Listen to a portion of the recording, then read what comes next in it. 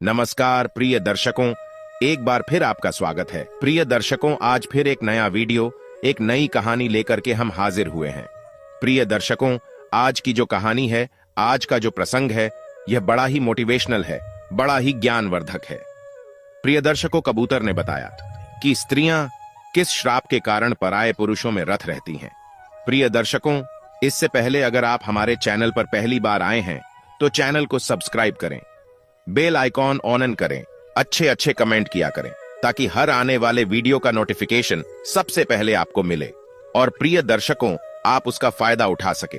तो शुरू करते हैं प्रिय दर्शकों आज की ये प्यारी सी कहानी, ये प्यारा सा वीडियो। प्रिय दर्शकों, प्राचीन समय की बात है। किसी नगर में एक बड़ा सेठ रहता था। पूरे नगर में उसका घर सबसे आलीशान था। सेठ की पत्नी बड़ी रूपवान थी। पूरे नगर में कोई भी स्त्री सेठ की पत्नी से सुंदर नहीं थी। प्रिय दर्शकों, उस सेठ के घर में एक वट वृक्ष था जिसमें एक कबूतर अपना घोंसला बनाकर रहता था। सेठ और सेठ की पत्नी उस कबूतर का खूब ध्यान रखते, कबूतर को हर रोज दाना पानी देते और उसे खूब प्यार करते। प्रिय दर्शकों, सेठ के घर में कई पुरुष नौकर चाकर थे और सेठ व्यापार के काम से कई दिनों के लिए नगर से बाहर जाता रहता था। प्रिय दर्शकों, एक दिन कबूतर सेठ से कहता है कि सेठ जी, आपको अपनी पत्नी को अकेला छोड़कर नहीं जाना चाहिए। तब सेठ कहता है कि कबूतर, तुम ऐसा क्यों कह रहे हो। प्रिय दर्शकों, तब कबूतर कहता है कि सेठ जी, यह बात मैं आपको एक कहानी के माध्यम से बताता हूं, आप ऐसे नहीं समझेंगे, मैं आपको एक कहानी सुनाता हूं।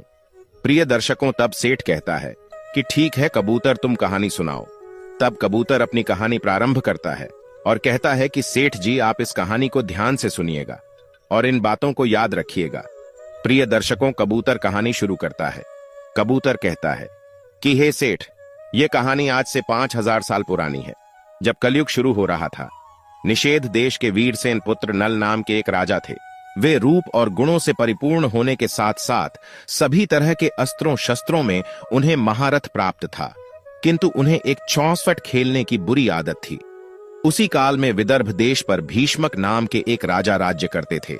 उन्होंने दमन ऋषि को प्रश्न कर उनसे वरदान के रूप में 4 संतान प्राप्त की थी, जिसमें से 3 पुत्र और एक कन्या थी। पुत्रों के नाम थे दमदंत दमन और पुत्री का नाम था दमयंती। वो देवी लक्ष्मी के समान रूपवती थी। ऐसा भी माना जाता है कि उस समय तीनों लोगों में दमयंती के समान कोई भी कन्या सुंदर नहीं थी। प्रिय दर्शकों, फिर कबूतर कहता है, हे सेठ जी, एक दिन की बात है कि राजा नल अपने राजमहल के उद्यान में टहल रहे थे। उसी समय उनकी नजर कुछ हंसों पर पड़ी। उसमें से एक सुंदर हंस को नल ने पकड़ लिया। तब हंस ने राजा नल से कहा, हे राजन, अगर आप मुझे छोड़ दो तो मैं विश्व सुंदरी राजकुमारी दमयंती के पास जाकर आपके गुणों का ऐसा वर्णन करूंगा कि वो आपसे ही विवाह करेंगी।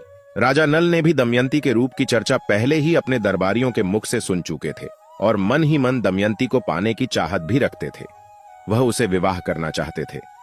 प्रिय दर्शकों, फिर कबूतर कहता है, हे सेठ जी, हंस की बातें सुनकर राजा नल ने उसको छोड़ दिया। इसके बाद वे सभी हंस उड़कर राजकुमारी दमयंती उद्यान में चले आए। दूसरी तरफ दमयंती हंसों को अपने महल के उद्यान में देखकर बहुत खुश हुई। वो भी हंसों को पकड़ने के लिए दौड़ने लगी। उसने जिस हंस को पकड़ा तभी वो हंस बोल उठा, हे रानी दमयंती, निषेध देश का एक नल नाम का राजा है। वह राजा बहुत ही सुंदर है। मनुष्यों में उसके समान सुंदर और कोई भी नहीं। वह मानो साक्षात कामदेव का ही स्वरूप हो। यदि तुम उनसे विवाह कर लो तो तुम्हारा जन्म और रूप दोनों ही सफल हो जाएगा। जैसे तुम स्त्रियों में सबसे रूपवती हो, वैसे ही राजा नल पुरुषों में सबसे सुंदर है। तुम दोनों की जोड़ी उत्तम रहेंगी। हंसों की यह बातें सुनकर दमयंती के मन में भी राजा नल से मिलने की लालसा जाग उठी। इसके बाद दमयंती ने कहा, प्रिय हंस, तुम राजा नल तक मेरा प्रेम संदेश पहुंचा दो। प्रिय दर्शकों, फिर कबूतर कहता है, हे सेठ जी, फिर हंस ने लौटकर राजा नल को दमयंती का संदेश दिया। इधर दमयंती दिन रात राजा नल का ही ध्यान करती रहती है। वो उनसे मिलने को व्याकुल हो रही थी, लेकिन उसे समझ में नहीं आ रहा था कि वो कैसे उनसे मिलकर अपने दिल की बात करें। नल के वियोग में दमयंती का शरीर और दुबला होता गया। वह कमजोर सी दिखने लगी। फिर कुछ दिनों के बाद राजा भीष्मक ने सोचा कि मेरी पुत्री विवाह योग्य हो गई है तथा दमयंती के पिता ने उसके स्वयंवर का आयोजन किया, जिसमें सभी देशों के राजा को स्वयंवर के लिए बुलाया गया। स्वयंवर का निमंत्रण मिलने के बाद सभी देश के राजा वहां पहुंचने लगे।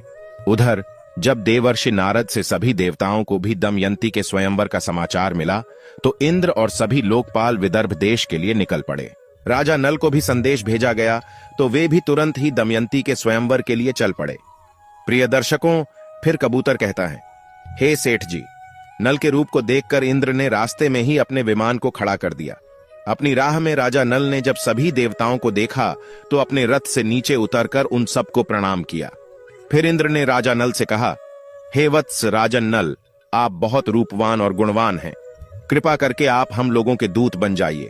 आप हमारे दूत बनकर दमयंती के पास जाएं और कहे कि इंद्र, वरुण, अग्नि, कुबेर और यम देवता तुम्हारे पास आकर तुमसे विवाह करना चाहते हैं। इनमें से तुम जिसे चाहो उस देवता को अपना पति स्वीकार कर लो। मित्रों, यह सुनने के बाद नल ने दोनों हाथ जोड़ते हुए देवताओं से कहा, हे प्रभु, मैं एक दूत बनकर वहां कैसे जा सकता हूं, जबकि मेरा और आप लोगों का वहां जाने का एक ही उद्देश्य है। इसीलिए मैं आपका दूत बनकर वहां नहीं जा सकता। आप लोग कृपया इस विषय में मुझे क्षमा कीजिए। तब देवताओं ने कहा, हे नल, तुम देवताओं का कहा टाल रहे हो? फिर सोच लो। इंद्र की ऐसी कठोर वाणी सुनकर राजा नल देवताओं के दूत बनने को तैयार हो गए और उन्होंने इंद्र की आज्ञा से राजमहल में प्रवेश किया। तब दमयंती और उसकी सहेलियां भी नल के रूप को देखकर मोहित हो गईं और शर्म के मारे कुछ ना बोल पा रही थी। तब नल ने कहा, मैं यहां देवताओं का दूत बनकर आया हूं। हे दमयंती, स्वर्ग के देवता तुम्हारे साथ विवाह करना चाहते हैं।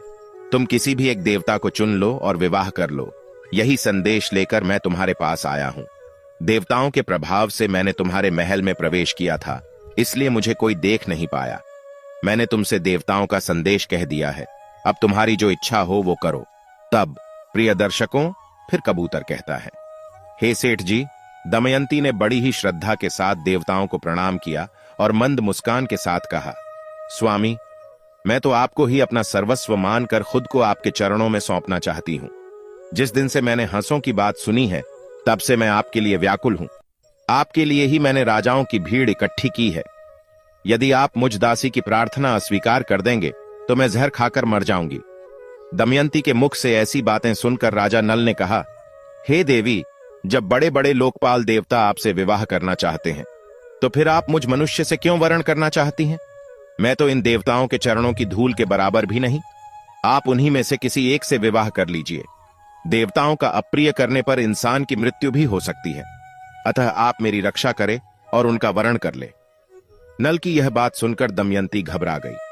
उसकी आंखों से आंसू छलकने लगे और वह मंद स्वर में बोली, मैं आपको वचन देती हूं कि मैं आपको ही पति के रूप में वरण करूंगी। तब राजा नल ने कहा, परंतु इस समय मैं यहां देवताओं का दूत बनकर आया हूं। अगर इस समय मैं अपने स्वार्थ की बात करने लगूं तो यह बात सही नहीं होगी। मैं तुमसे विवाह कर सकता हूं, लेकिन जब वे धर्म के विरुद्ध ना हो। तभी राजकुमारी बोली, इसके लिए मेरे पास एक उपाय है। उसके अनुसार काम करने पर आपको दोष भी नहीं लगेगा और हमारा विवाह भी संपन्न होगा। उपाय यह कि आप सभी लोगों के साथ स्वयंवर मंडप में आए और मैं आपको ही वरमाला डाल दूंगी।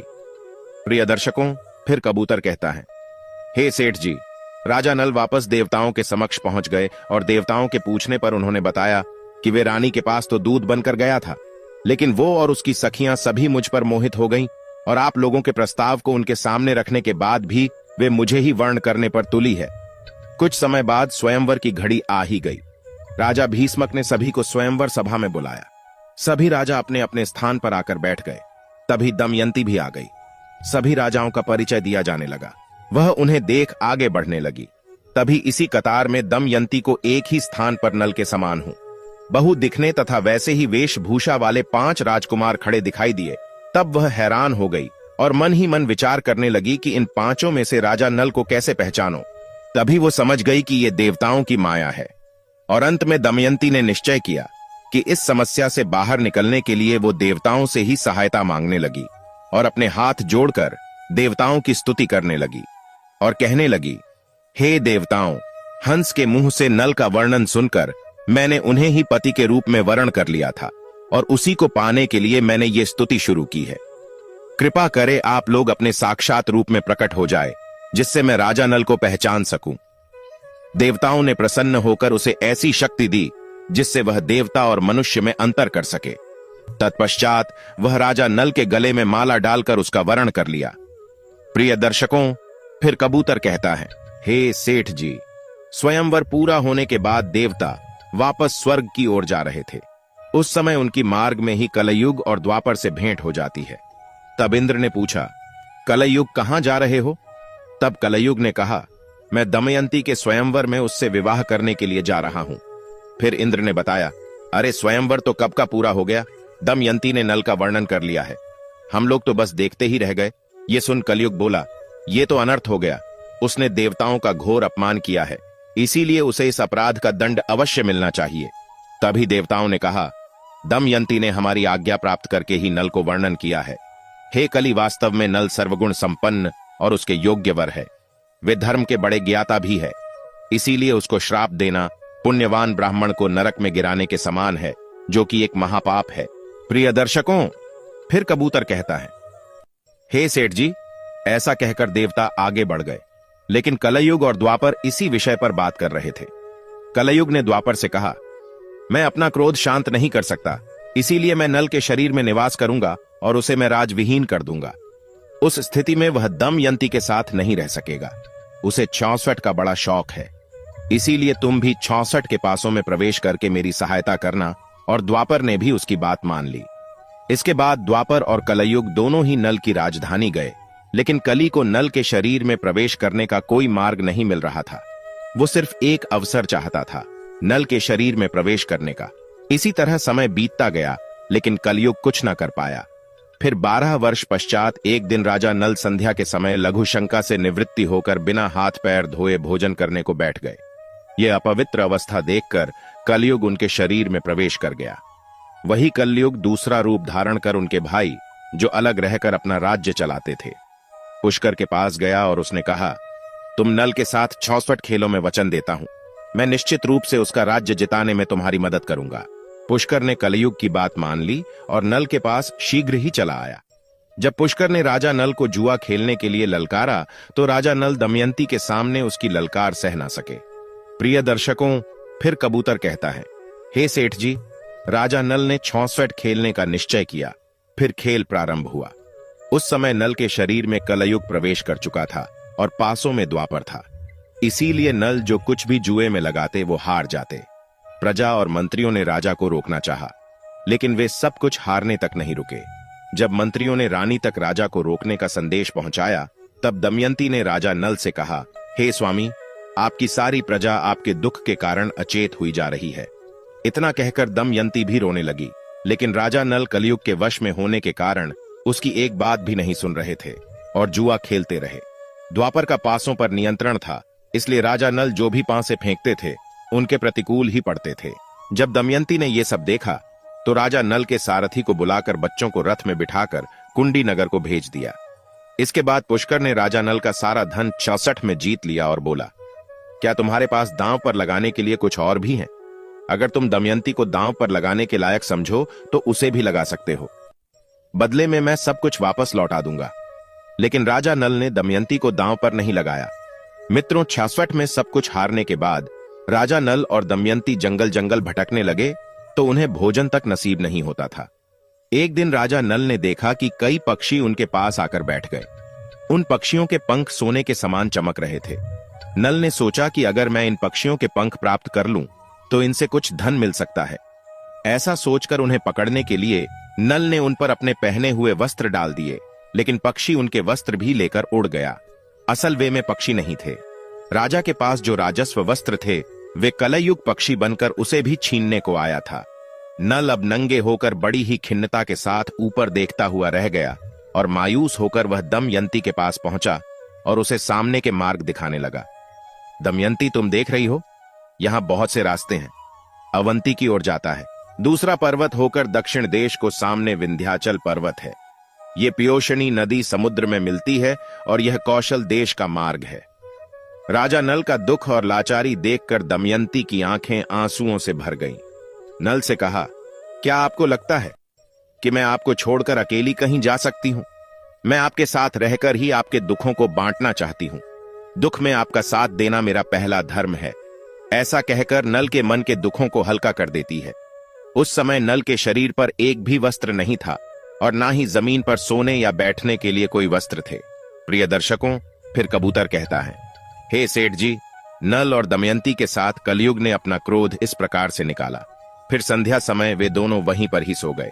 कुछ समय बाद नल गहरी सोच में पड़ गया और मन ही मन कहता है कि ये मुझसे बड़ा प्रेम करती है, प्रेम के कारण ही उसे इतना दुख झेलना पड़ रहा है। फिर राजा नल ने सोचा कि इसे छोड़कर चला जाऊं तो संभव है कि इसे इन दुखों से राहत मिल जाए और यह चलते चलते अपने पिता के राज्य को चली जाए। यह सोचकर उसने दमयंती की साड़ी को फाड़कर अपना शरीर ढक लिया। दमयंती गहरी निद्रा में थी और नल उसे छोड़कर निकल गए। दरअसल शरीर में कलयुग का प्रवेश होने के कारण राजा नल की बुद्धि नष्ट हो गई थी, इसीलिए वे अपनी पत्नी को वन में अकेला छोड़कर वहां से चले गए। दमयंती की नींद टूटी, तब उसने देखा कि राजा नल वहां नहीं है। या देख वह चौंक गई और राजा नल को पुकारने लगी। जब दमयंती को राजा नल बहुत देर तक दिखाई नहीं पड़े तो वह जोर जोर से रोने लगी और भटकती हुई जंगल के बीच पहुंच गई। वहां एक बड़े से अजगर ने दमयंती पर हमला कर दिया और दमयंती चिल्लाने लगी। तब उसके स्वर एक व्याध के कान में पड़े। वह उधर ही घूम रहा था। वह दौड़कर वहां आया और यह देखकर कि दमयंती को अजगर निगल रहा है। तभी उस शिकारी ने तेज बाणों से उस अजगर का मुंह चीर डाला। फिर उसने दमयंती को अजगर से छुड़ाकर सहारा देकर भोजन करवाया। तत्पश्चात तुम कौन हो, किस कष्ट के कारण इस निर्जन वन में भटक रही हो, ऐसा पूछा। मित्रों, दमयंती की सुंदरता चाल देखकर वह व्याध उस पर अत्यंत मोहित हो चुका था। वह दमयंती से मीठी मीठी बातें करके उसे अपने वश में करने की कोशिश करने लगा। दमयंती को उसके मन के भाव समझ गई। उसने उसकी वासना को बहुत रोकना चाहा, लेकिन जब वे किसी भी प्रकार से नहीं माना तो उसने उसे सांप दे दिया कि मैंने राजा नल के अलावा किसी और का भी चिंतन कभी नहीं किया, और अगर ये सत्य हो तो ये व्याध अभी भस्म होकर मर जाए, ये मेरा सांप है। दमयंती के इतना कहते ही व्याध के प्राण पखेरु उड़ गए। उसके मर जाने के बाद दमयंती इस निर्जन और भयंकर वन में खो चुकी थी। फिर रास्ते में मिले लोगों से पूछती हुई उत्तर की ओर बढ़ने लगी। भटकते हुए 3 दिन और 3 रात बीत गए और फिर वो अगले दिन शाम के समय राजा सुबाहु के राज्य में जा पहुंची। प्रिय दर्शकों, फिर कबूतर कहता है, हे सेठ जी, वहां उसे सब लोग पागल समझ रहे थे।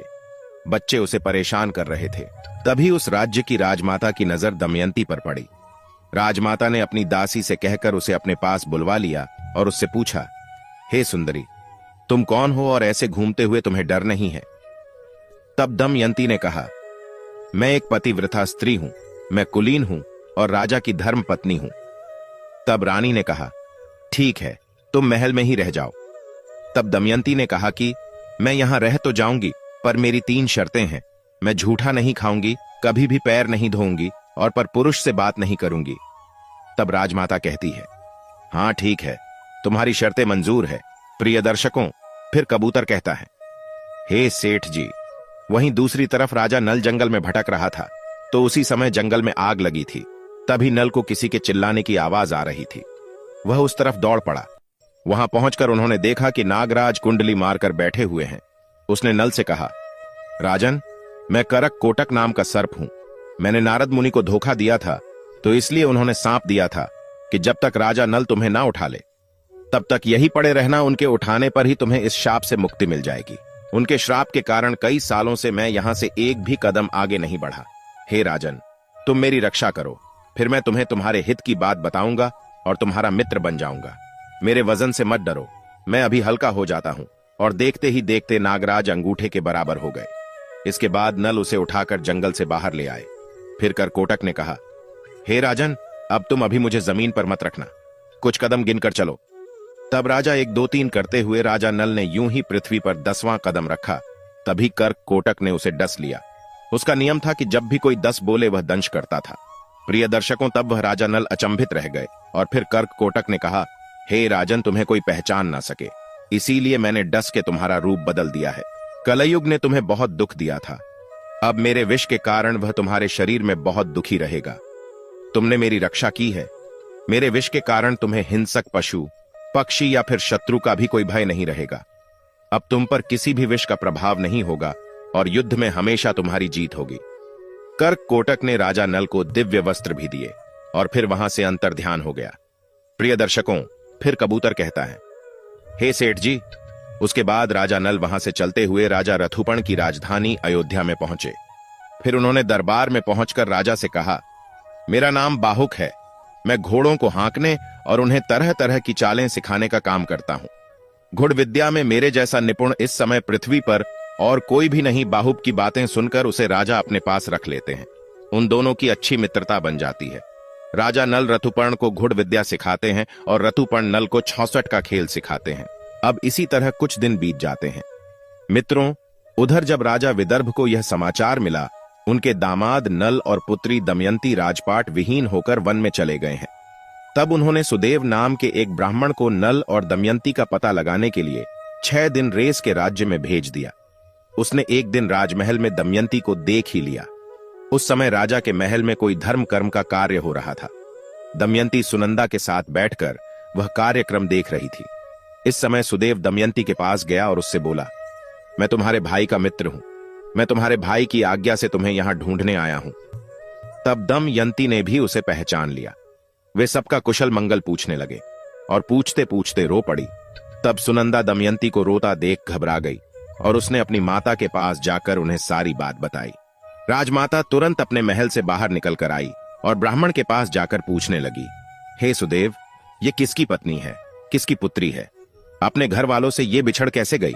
तब सुदेव ने उनका पूरा परिचय राजमाता को दिया। इसके बाद सुनंदा ने अपने हाथों से दमयंती को स्नान कराया, जिससे उसकी बहू के बीच का लाल चिन्ह चंद्रमा के समान प्रकट हो गया। उसके ललाट का वह दिल देखकर सुनंदा व राजमाता दोनों ही रो पड़े, क्योंकि राजमाता दमयंती की मौसी थी और उसने यह बात उनसे छुपाई हुई थी। प्रिय दर्शकों, फिर कबूतर कहता है, हे सेठ जी। फिर दमयंती अपने पिता के घर को चली जाती है और रोते हुए गिड़गिड़ाते हुए उनसे प्रार्थना करती हैं, वे उसके पति नल को ढूंढ ले। अपनी पुत्री की बात सुनकर राजा भीष्मक सुदेव को बुलाते हैं और राजा नल की खोजने की योजना बनाते हैं। उस समय दमयंती सुदेव से कहती हैं, हे सुदेव, हो सकता है कि मेरे पति शर्म के मारे तुमसे ना मिले और गुप्त रहकर अपना जीवन व्यापन कर रहे होंगे। तब तुम उनसे कहना कि वाह रे मेरे प्यारे छलिए, तुम मेरी साड़ी में से आधा वस्त्र फाड़कर चले गए। आपकी दासी उसी अवस्था में आपका इंतजार कर रही है। प्रिय दर्शकों, ब्राह्मण नल को ढूंढने निकल पड़े। बहुत दिनों के बाद एक ब्राह्मण वापस आया। उसने दमयंती से कहा, मैंने राजा रथुपर्ण के पास जाकर भरी सभा में आपकी बात दोहराई तो किसी से कुछ जवाब नहीं मिला। लेकिन जब मैं वहां से वापस आने लगा, तब बाहुक नाम के एक सारथी ने मुझे एकांत में बुलाया। बाहुक शरीर से अत्यंत कुरूप और उसके हाथ छोटे छोटे थे। वह लंबी लंबी सांस लेकर रोता हुआ मुझसे कहने लगा, उच्च कुल की स्त्रियों के पति उन्हें छोड़ भी देते हैं, तो फिर भी वे अपने शील की रक्षा करती है। क्या मति भ्रष्ट करने वाला? पुरुष उस समय विपत्ति के कारण दुखी और अचेत था, इसीलिए उस पर क्रोध करना उचित नहीं। जब वह अपनी प्राण रक्षा के लिए जीविका चला रहा था, तब पक्षी भी उसके वस्त्र लेकर भी उड़ गए। प्रिय दर्शकों, फिर कबूतर कहता है, हे सेठ जी। जब ब्राह्मण ने ये बातें दमयंती से कहीं, उसकी आंखों में आंसू भर गए। रोते हुए उसने अपनी माता को सारी बात बताई। तब दमयंती की माता ने कहा कि यह बात वह अपने पिता से ना कहे, मैं सुदेव ब्राह्मण को इस काम के लिए भेजती हूं। तब दमयंती ने सुदेव से कहा, हे सुदेव, आप जल्द से जल्द अयोध्या नगरी पहुंचो और वहां पहुंचकर राजा रथुपर्ण से कहना कि दमयंती फिर से स्वयंवर कर पति का चुनाव करना चाहती है। वहां बड़े बड़े राजा और राजकुमार आ रहे हैं और स्वयंवर की तिथि कल ही है। इसीलिए अगर आप पहुंच सके तो वहां चले जाइए, जिन्हें अथवा मरने का किसी को पता नहीं है। इसीलिए राजकुमारी दमयंती कल शाम से पहले ही पति का वर्णन करेगी। यह बात सुनकर सुदेव अयोध्या गए और उन्होंने राजा रथुपर्ण से यह सब बातें बता दी। सुदेव की बातें सुनकर राजा ने बाहुक को बुलाया और कहा, और हमें जल्द से जल्द विदर्भ देश में पहुंचना है। प्रिय दर्शकों, ऐसी बातें सुनकर जैसे नल का कलेजा ही फट गया और उसने सोचा कि यह संभव नहीं है कि दमयंती दूसरा विवाह करना चाहती है। फिर नल और रथुपर्ण शीघ्रता से रथ में बैठकर विदर्भ में आते हैं। घोड़ों की चाल से दमयंती को पता लग जाता है कि हो ना हो इस रथ का सारथी स्वयं राजा नल ही है। जब उसने खिड़की से बाहर झांक कर देखा तो एक कुरूप व्यक्ति घोड़ों की सेवा कर रहा था। दमयंती को पता लग गया कि वहीं राजा नल है। वह दौड़ते हुए उनके पास गई और उसे गले से लगा लिया। तभी बाहुक ने कर्क कोटक नाग के जो वस्त्र पहने हुए थे उसे उतार दिए और पत्नी के सच्चे प्रेम के कारण कलयुग का असर समाप्त हो गया। जिस कारण से वह राजा नल के शरीर से बाहर आता है और दमयंती का पति के प्रति प्रेम भाव देखकर उसे अत्यधिक घृणा हो जाती है। वहीं राजा नल भी अपने पूर्व रूप में वापस आ जाते हैं। प्रिय दर्शकों, फिर कबूतर कहता है, हे सेठ जी, किंतु अभी भी द्वार पर युग का काल थोड़ा शेष था, जिस कारण से कली नल और दमयंती को अपने वशीभूत नहीं कर पाया और उसने कूद धोकर दमयंती को सौंप दिया कि हे दमयंती, आज तो तुम मेरे वशीभूत नहीं हो पाई, अपितु मैं कलयुग की नारियों को यह शाप देता हूं। प्रिय दर्शकों, फिर कबूतर कहता है, हे सेठ जी, अब मैं आपके सारे प्रश्नों के उत्तर देता हूं जो कलयुग ने स्त्रियों को दिए थे।